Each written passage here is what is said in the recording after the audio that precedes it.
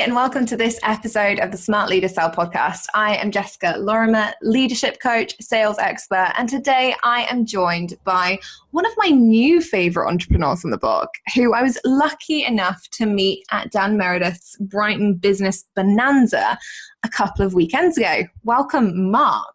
Hello, I am very excited to be here. I'm really excited. So you are like the hotel king, are you not? That's what I've heard.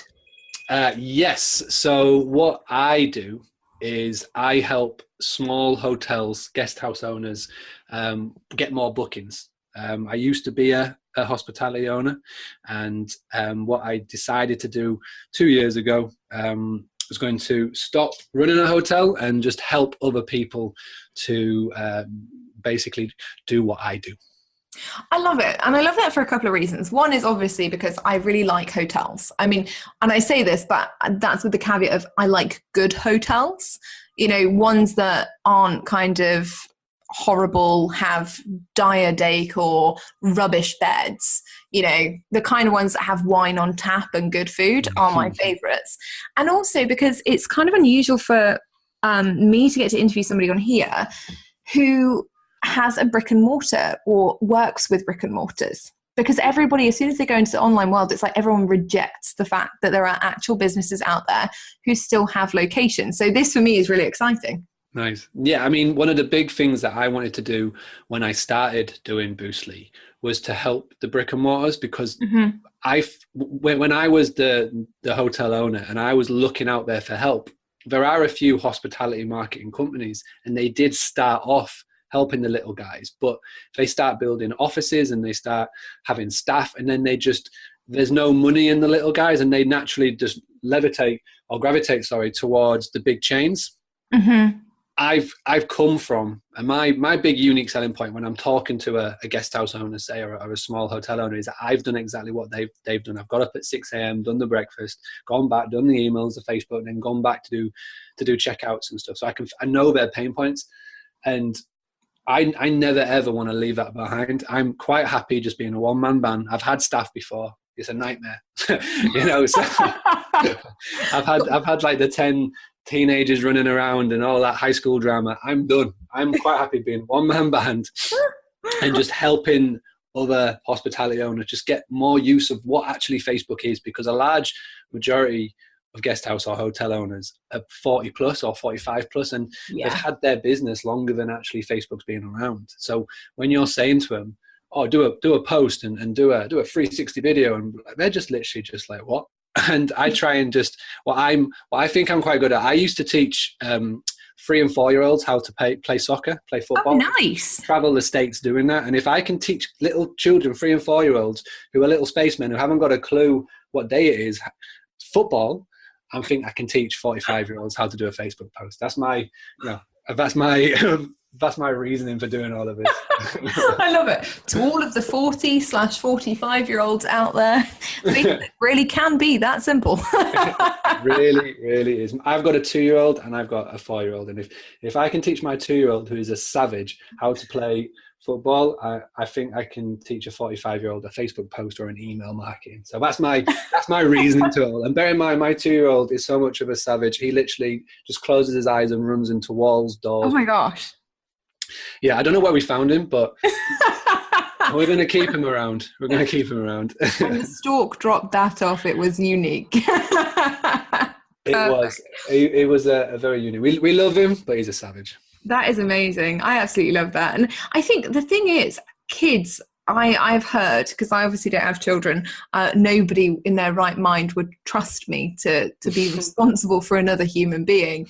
But I think parents are superheroes. Like if anyone has negotiation skills down pat, if anyone has persuasion skills down pat, it's a parent, right? Because you guys are doing that all day long. Yeah, I feel like we're selling pretty much 18 hours a day. Oh, God. Yeah, absolutely. Some days you do just want to tear your hair out, which is probably why I am bald. But I always say it's the best, worst job in the world. Yeah. Like molding these little humans to make sure that they, they do well. And yeah, like I say, that's one of the big reasons why I went away from running a hotel, a guest house and a restaurant and started doing this just purely because I was working the 15, 16-hour days, and I just wasn't seeing them at all. Like, me and my wife were just like ships passing in the night. So it was they're my why. You know, we always talk about what's your why, and it's them and Laura is like a big reason why I started doing this. I love it. I'm really, really excited about today, because you've also got an awesome question, you know, and I think it leads in really well to this idea of choosing the business and choosing the life you want, you know, and your question is all about choice, isn't it? Yes, absolutely. Do you want me to say my question now? Absolutely. Why not? I was like, is that a cue? Look at it. Look at me trying to do subtle hints there. For all listeners, that doesn't work. Subtle is never a good look on a podcast. You do very well. I think we said off our chat, I am currently stocked up on drugs and hot chocolate because my two beautiful boys have managed to give me all the illnesses. So even the most subtle hints, I would just be like, what? So. Well, I'm just grateful you've dragged your disease-ridden self to your computer and you're recording this. I think that is the mark of a hero. Hence why we're doing this and me not face-to-face, because I'll be giving you all the ailments as well. Don't worry, I'm not a picture of myself right now. Okay, so my question is this. Is offering a money-back guarantee the biggest sellout on a sales pitch, or is it a nice secret weapon to have up your sleeve? And my context to that question is all my sales pitches, whenever I'm going to a potential client, I always have up the back of my sleeve a money back guarantee that if I don't cover my rate over the 6-month contract that I do have, then they will get 100% of their money back. Mm-hmm. So that's an interesting one, because context-wise, for me, when you say if you don't cover the rate that you've charged across the course of your contract, you're going to give them 100% money back guarantee. Is that no questions asked? Or are there caveats to that? Is there anything the client has to do in order to make the things that you are telling them to work? Yeah, absolutely. So in the T's and C's that they sign, and I put this in after I started, because one client that I signed up was just every suggestion that I had, every new thing that I suggested to bringing into the market, it was no. Mm-hmm. So one of the big parts of the T's and C's is that the money back guarantee is if you follow my advice. You know, and the big thing that I wanted to put in, basically my rate is new bookings. In hospitality, it is an easy way to justify my rate, because the new bookings coming in is basically how you can signal or signify how I'm doing. And we can see it easily on a booking engine. So I just say, as long as I'm bringing in my rate in new bookings, forget everything that you've got in from last year or already. It's all new bookings from here on in for the next 6 months. And if I don't hit that over 6 months, you get your money back. Okay. So there are a couple of things from me here. And I personally don't give money back guarantees. And there are a couple of reasons I don't. And I'll walk you through those. And there are a couple of pros that I think can work. And then you get to make your own unbiased decision, if you like. So for me, money back guarantees, because they're dependent on the effort that your customer puts in, they always need to come with a solid T's and C's guideline, like you already have. People like Amy Porterfield do it really well. And I think James Wedmore has money back guarantees as well, where they say to people, look, if you can evidence that you've done the work and it hasn't worked for you, we'll give you your money back. That can always get a little bit frustrating for people, particularly if that TNC is in very small writing and they haven't read it, because sometimes people just want to consume content and they don't always have the intention of ever paying for it fully. The other thing is that you've got to look at the characteristics of the people you want to work with. Now, to my mind, I want people who work with me to be action takers, to be quick decision makers, and to be people who are totally focused on the goal. And what I've seen over the last few years from the online world, and it is more of an online specific, is that people who buy with and who are swayed in their buying decision by the money back guarantee. So they're the people who are like, oh, should I buy? And they see the 30-day money back guarantee sign and go, yeah, okay, that's going to be great, are the people who are less likely to take action. They're the people who are less likely to go all in because their buying decision has been swayed by, well, if I can't be bothered, if I don't do the work, if I'm not really 100%, then I'm going to get my money back. So they're still fence sitters. They're just fence sitters who happen to have paid one installment. Does that make sense? Yeah, you're getting them in for the wrong reasons. Exactly. And so for me, money back guarantees, I would rather somebody didn't join my programs if they weren't 100% in. I'd rather, if they had any qualms about it or any questions, that they came and got on the phone with me and they made a decision about, yes, this is completely the right decision for me. I'm confident in Jess that she can help me get results. And I'm confident in myself that I'm going to do the work and get results, so that they don't need a money back guarantee, rather than them thinking on a sales page, well, that's okay. If it doesn't work out, then all good, I'll just get my money back. Yeah, no, I totally get that. You know, and that's the way that I tend to see it. So the pros, obviously, to having a money back guarantee are that you are going to pick up those people who are on the fence and who do buy for the right reasons, but need that extra push. So for example, I bought Amy Porterfield's Webinars That Converted, or Webinars That Convert, a couple of years ago. When it first came out, it was the first ever time she'd run it. It was a beta program. And in all honesty, I'd probably seen about 2 webinars in my life when I bought it. So I was kind of not her ideal client by any means. But I bought it with the proviso that, well, if she's that confident in it, that she's willing to give a money back guarantee if it doesn't work, then there must be something here. Yeah. Right? There must be something that I can use.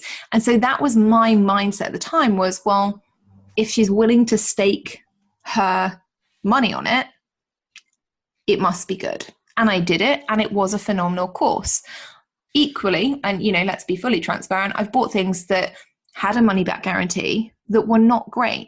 And I bought them with the same expectation that I went into Amy's course with.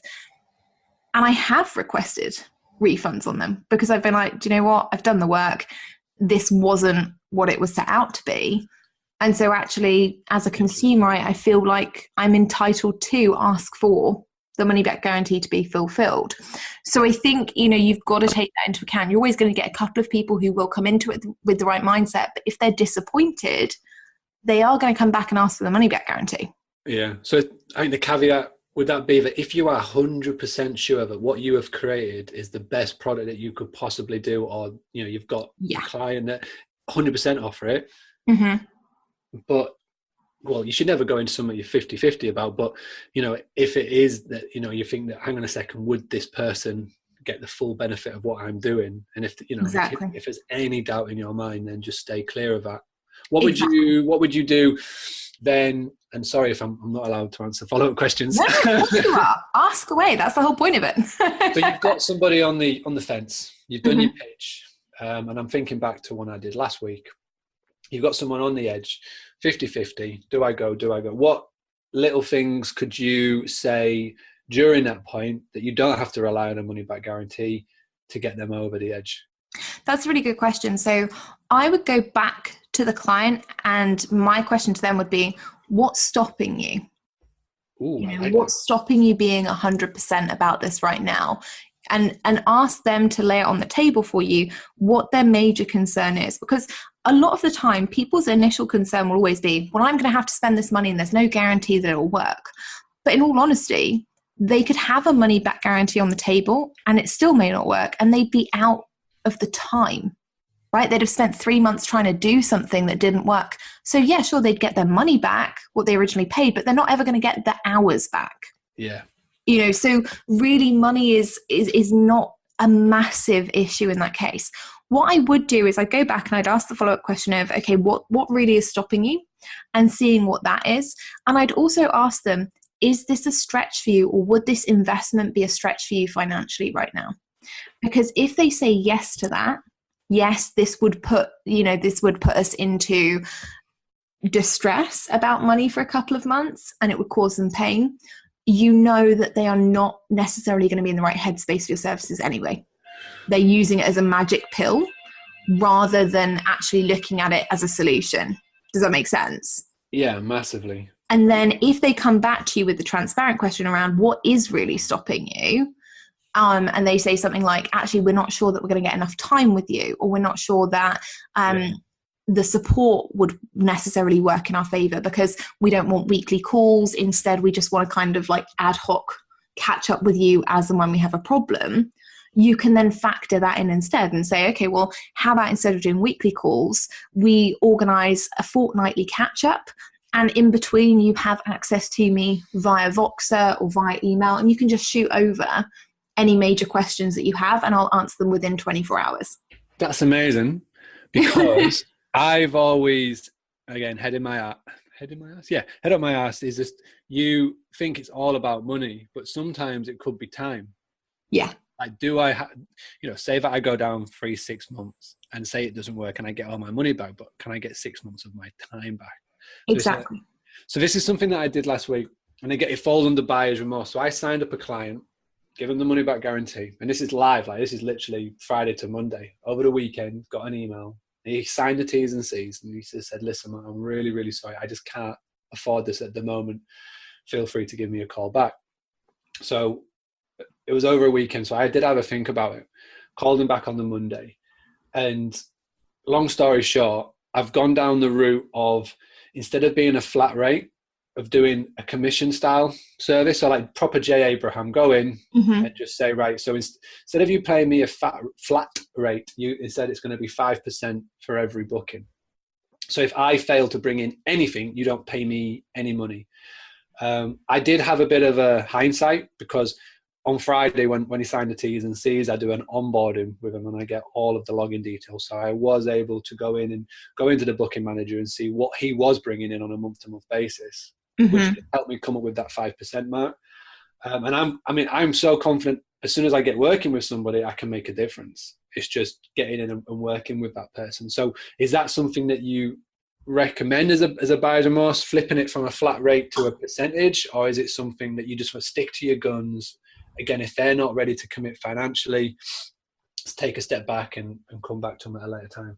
I think it was a really good solution for that particular person. I wouldn't necessarily recommend it in every case, because again, it does come down to, are you sure that that person's going to do the work that they need to do on their end? So it's more of a personal thing. When it comes to commission-based work, you have to trust that obviously they're going to do everything that you say, because right then and there, they're not committed.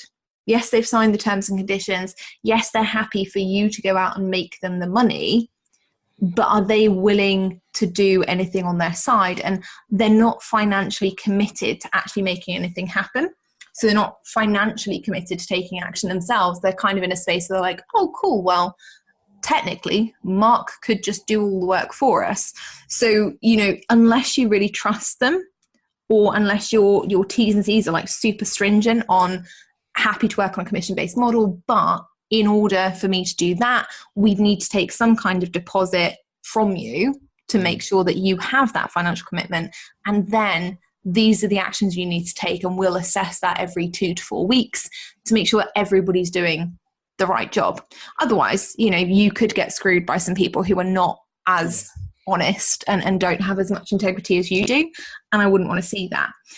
In terms of buyer's remorse, and that's a really interesting one, because buyer's remorse is something that fascinates me. And I don't know whether it does with anyone else, but if you go in and I'm a quick decision maker when it comes to purchasing. If I think about buying a car, if my car is on its last legs and I need to go and buy a new one, I am committed to buying the car.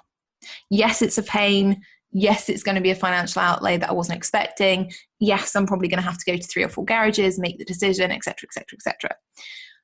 But part of being a good customer is that you do your due diligence before you walk into the showroom, right? You don't go round to 50 garages and look at only BMWs when you know that actually the practical car for you is going to be a Mini. And so part of that buyer's remorse process is going back to your customer and saying, okay, I completely understand where you are. I completely understand that when we're on the call, it can be really easy to get excited about the process, to get excited about all the possibilities of what could happen and the outcomes that could come about. I also understand that sometimes financially or time-wise, it's not the right time. to get going on a full length project. With that in mind, what I'd be happy to do is run this process for you for a month instead of 3 months minimum contract, so that you can get up to speed. Because let's face it, you're really confident in getting these people results, right? Yeah. So if they get you in for a month and you get them 10 more bookings immediately, what do you think they're going to do at the end of the month? They're going to be like, right, well, I need another month. Yeah. So then just be flexible. That's what I like most about having your own business compared to when I was working for Quip and Yelp, the big review listing site. Is that because it's your own business, you can do what you want. If you want to flip your T's and C's on its head and just say, listen, this is what I've got, but it's what I'm willing to do to you, you can do. And you can do it instantly. You don't have to go to a sales manager and the CEO and all that crap. So it's basically just take everybody differently, take every situation differently, especially when it comes to brick and mortar, right? Exactly. The thing is, be flexible with the people that are genuinely trying to make a decision, but maybe financially impaired for some reason, or maybe your current products or offerings don't match exactly what they need. Be flexible with those people and, to a certain degree, give them the benefit of the doubt. Just make sure on those calls that you're pre-qualifying those people as the right people. This is what you have taught me. And I want to shout you out for this, is that I've got another sales pitch tomorrow, and I have done totally the opposite of what I've done with all my other sales pitches. When I've done that, a little survey was sent before I've even gone into the first meeting. Normally in the past, what I would do is just go in blind, go into the first thing and just learn in that first meeting, and then I would arrange to go back, blah, blah, blah. Listen to your podcast, and I was messaging you saying on the drive back from Brighton, I was pulling over so much because I was making notes that my wife was just like, listen, just stop messing around, let me drive. And by the time I got home, made the changes, got the survey out, and they've responded and sent a Google form back to me. And I've got everything I need that would normally take me 2 hours in the first discovery meeting, whatever crap I was calling it. And I can literally go there tomorrow knowing already that they have a budget, just literally putting in your questions. So if anybody's listening to this and hasn't listened to the other one, what episode was it? Sorry. That is episode 1. Never hear another no on a sales call. It's number 1. So it's the episode that's been downloaded the most times. Go straight back to the beginning and go back to number 1 and get on that, because it's the best hour. And I've transformed everything. I'm going into this meeting tomorrow more confident than I've ever gone into any sales meeting, and that's not just with Boostly when I used to do the Quip and Yelp stuff. So I want to say thank you for being epic on that. Oh no, I'm so glad that somebody's actually using it. That makes me really happy. Thank God people listen to this. One person, that's me, little old me. I'm sure there's many others. But that's the thing, and honestly, I would take that process in when you're thinking about booking people, and looking at being flexible, looking at, do I offer a money back guarantee versus some other form of support that's going to actually match what they want. Use that same pre-qualification process. Take it back to basics with them. Okay, we understand that you want this result. In order to achieve this result, or this result that you want, here are the ways that we can do that. Either you can work with me for 3 months, or, if you are really, really still in that quandary, really still thinking, is this something that could work? Why don't we do a month? Yeah. What I recommend month contract and get it done.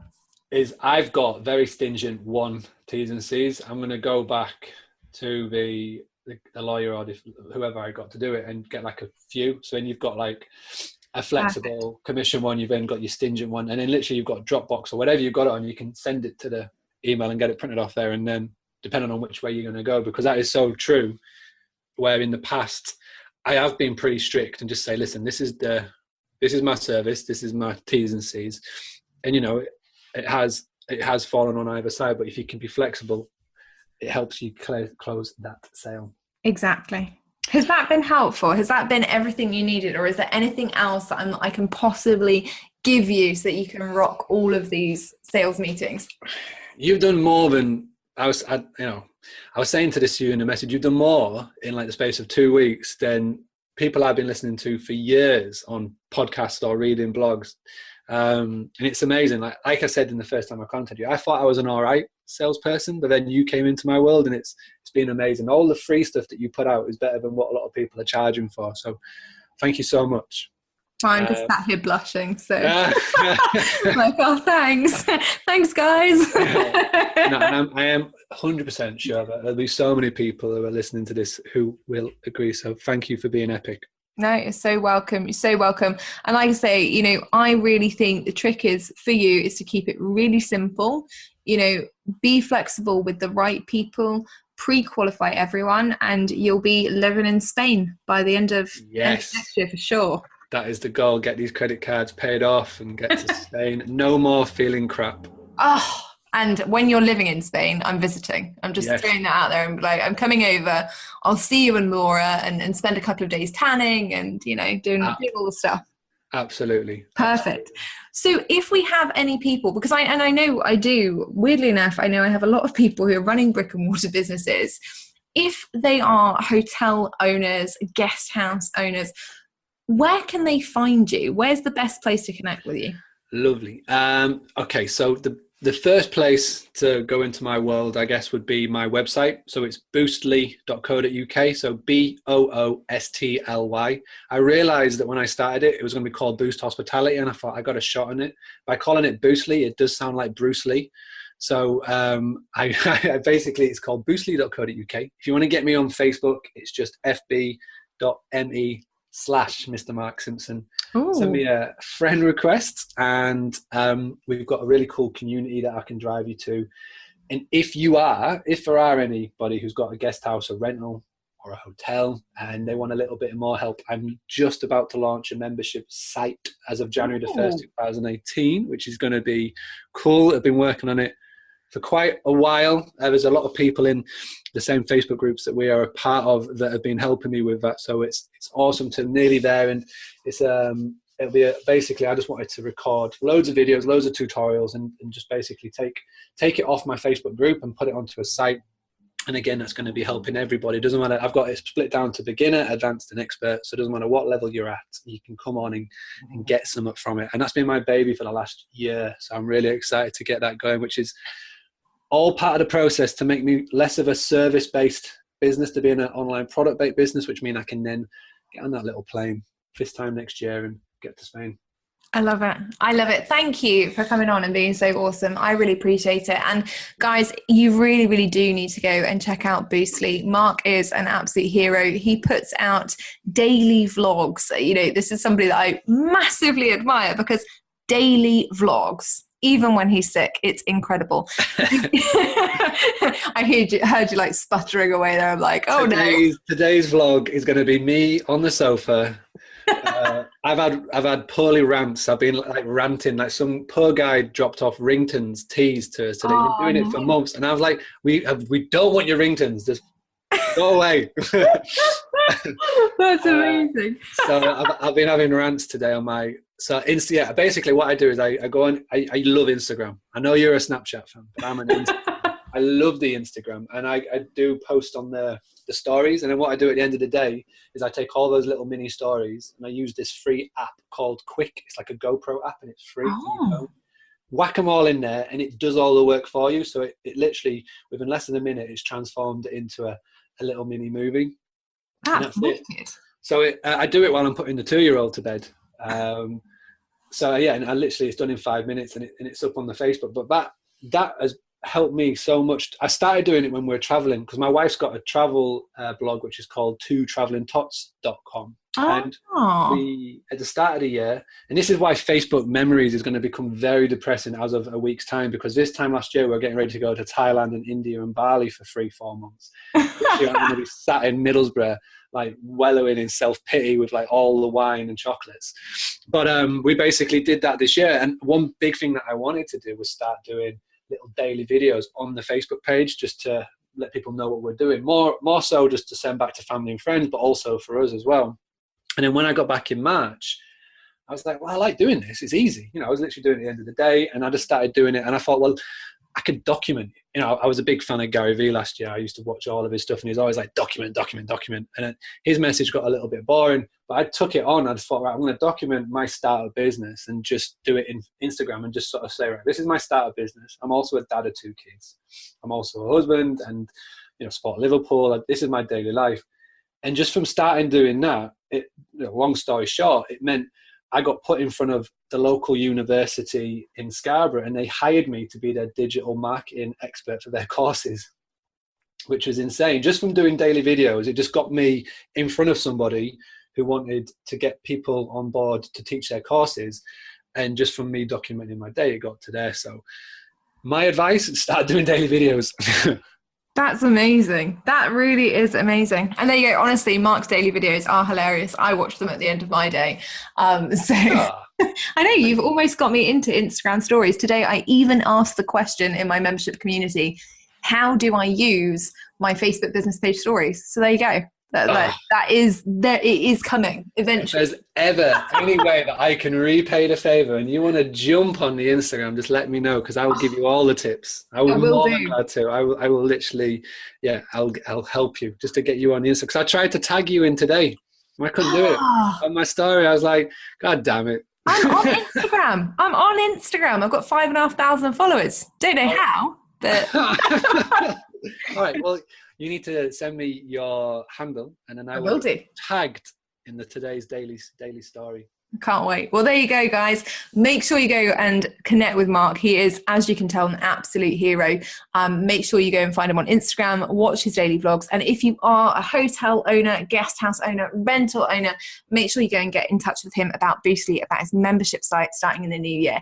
And if you have enjoyed this episode, please make sure that you obviously hit the download button so you don't miss any of the others. Subscribe to the channel and leave us a review. It's always good to know how we're getting on. I'll see you in the next episode. Okay. Hello, everybody. I'm going a little bit rogue here, and Jess hasn't a clue that I'm doing this, but I reached out to Scott and I said that I wanted to do something a little bit special for Jess, just to sneak into the end of the podcast. Now, a lot of you are listening right now, and you will be in the same boat as I am, where this lady has helped my business so much. And this is in such a short space of time. There'll be some of you listening to this right now who will have been with Jess for the whole of this year, maybe years.